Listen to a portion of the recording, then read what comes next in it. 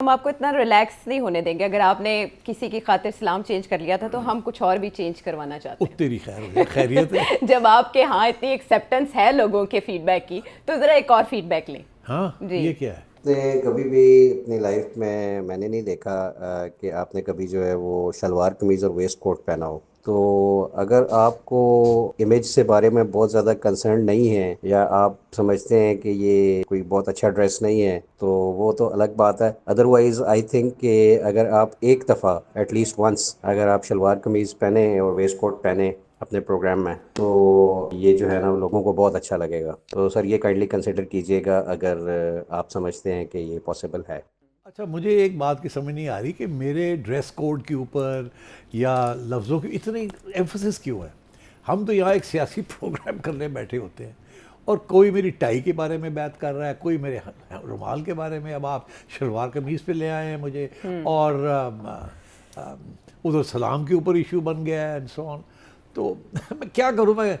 मुझे वो एक कहानी है, मेरा ख्याल है मैं जवाब देने से पहले वो कहानी आपको बता दूं क्या है। एक था गधा, अगर आपको गधा नहीं पसंद तो खोता कह लें। एक था गधा ओब्लिक खोता, एक था वालिद ओब्लिक प्यो, एक था पुत्र ओब्लिक पुत्र। तो ये जा रहे थे कहीं, तो वालिद ने बेटे को कहा तुम गधे पे चढ़ जाओ। लोग आगे जा रहे थे, उन्होंने कहा देखे वालिद बूढ़ा है और बेटा जवान है, बेटे को नीचे होना चाहिए, वालिद को ऊपर होना चाहिए था, ये देखे क्या है। तो उन्होंने कहा अच्छा ठीक है। तो वालिद साहब वालिद साहब गधे पे चढ़ गए और बेटा नीचे उतर गया। अब वो जा रहे थे आगे, तो लोग मिले, लोगों ने कहा देखो ये वालिद कितना जालिम है, बेटे को जो है चढ़ाना चाहिए था और खुद चल वालिद है, after all he has to look after children. वो दो वालिद साहब उतर गए, अब दोनों चल रहे थे तो गधा अलग साथ साथ चल रहा था। तो लोग आगे लोगों ने कहा कि ये देखो यार कितने बेवकूफ़ लोग हैं। गधा तो इसी काम के लिए तो होता है कि बोझ उठाए, ये करे वो करे, और ये दोनों जो है गधे को साथ साथ लेके चल रहे हैं और खुद पैदल चल रहे हैं। उन्होंने कहा अच्छा ठीक है, वो दोनों गधे पे चढ़ गए। अच्छा, अब वो जा रहे थे आगे और लोग आगे, उन्होंने कहा देखो है ना, वो गधा बेचारा इतना जुल्म उसके ऊपर, इतना बोझ डाला हुआ है उसके ऊपर, ये जानवर है बोल नहीं सकता, देखे बेजुबान मखलूक, बेजुबान है वगैरह। और दोनों जनाब उतर के उन्होंने गधे को घोड़े पे अच्छा सर पे चढ़ा लिया और चलने लगे। आगे फिर लोग आगे, उन्होंने कहा देखो यार है गधा तो अपनी जगह पे, ये भी गधे हैं, ये दोनों खोते हैं। बात ये है कि मैं कहाँ जाऊँ, क्या करूँ, जो भी बंदा करता है आगे से कोई ना कोई ऑफेंस ले लेता है, एतराज़ कर लेता है। तो बेहतर है गधे को सर पे उठा लिया जाए। अच्छा वैसे सेठी साहब, आप पहनते क्यों नहीं है कमीज शलवार? हाँ, तो अब जो असली सवाल है कि वो शलवार कमीज़ वाला, हाँ क्यों नहीं पहनते? अच्छा क्यों नहीं पहनते? अच्छा, आपको शायद हैरानी होगी, बिकॉज आई थिंक ये या तो जेन जी की बात है या उससे पहले जो भी जेन सी, वो केड़ी सी इस तो पहले मिलेनियल्स थे, जेन एक्स थे, जेन एक्स जेन असी पुराने लोग 60s 50s थे। तो सिर्फ आपको ये बताना चाहता हूँ कि 1971 से लेके जब मैं इंग्लैंड से वापस आया 1991 तक 20 साल मैंने सिर्फ शलवार कमीज़ पहनी, सिर्फ। कोई जैकेट, कोई जीन, कोई टाई, कोई कभी नहीं पहनी। यहाँ तक कि मैं अमेरिका गया और उस ज़माने में अमेरिका के और ये जॉर्ज बुश की काफ़ी लड़ाई झगड़े हो रहे थे मिडल ईस्ट के अंदर, ईरान के साथ झगड़े हो रहे थे एंड सो ऑन। तो मैं जब गया तो वहाँ मैं शलवार कमीज़ पहन के न्यूयॉर्क में फिर रहा था।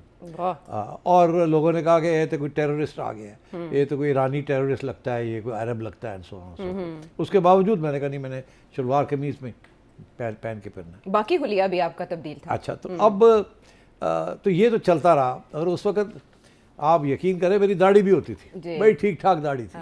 और 1971 ऑनवर्ड्स टू 1990s, तो उसमें अब एक इंसिडेंट आपको याद कराऊं कि मैं एयरपोर्ट पे खड़ा था, कहीं जा रहा था, शलवार कमीज़ पहनी हुई थी, नीचे वो बलोच चप्पलें पहनी हुई थी, बिल्कुल बलोच ही लग रहा था।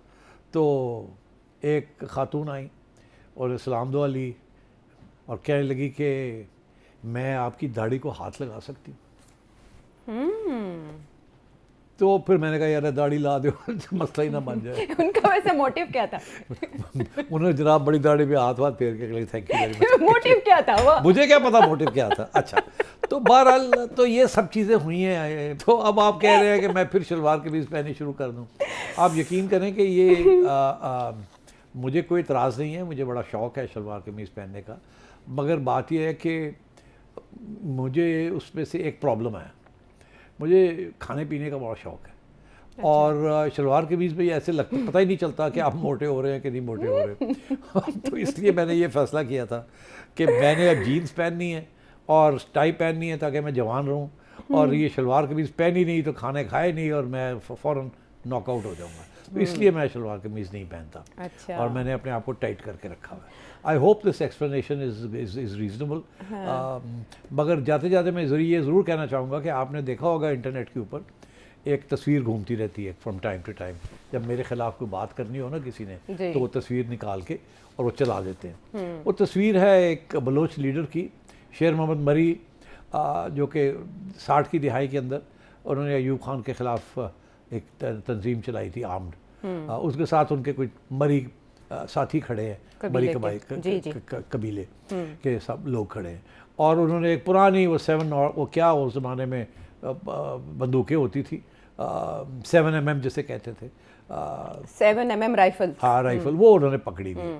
और इल्ज़ाम ये लगाया जाता कि ये सेठी है तो वो सेठी नहीं है। शेर मोहम्मद मरी साहब को बड़ी गुस्सा था कि देख यार मेरी तस्वीर जो सेठी दे ना खाते पा। लेकिन आपको तो खुशी थी ना। अच्छा तो छोड़ो ना। तो अब बात यह है कि इस किस्म की चीज़ें चलती रहती हैं। तो अब आपको जवाब मिल गया, शलवार कमीज़ का भी, दाढ़ी का भी और वो तस्वीर का भी। तो मेहरबानी से अगर हम फोकस कर ले on the politics of this programme, यानी आपकी तरफ से हम ना समझें आप जुम्मे वाले दिन कमीज शलवार पहन के नहीं आ सकते। नहीं। अब्दुल्ला रावलपिंडी से आपके सवाल पूछने का बहुत शुक्रिया।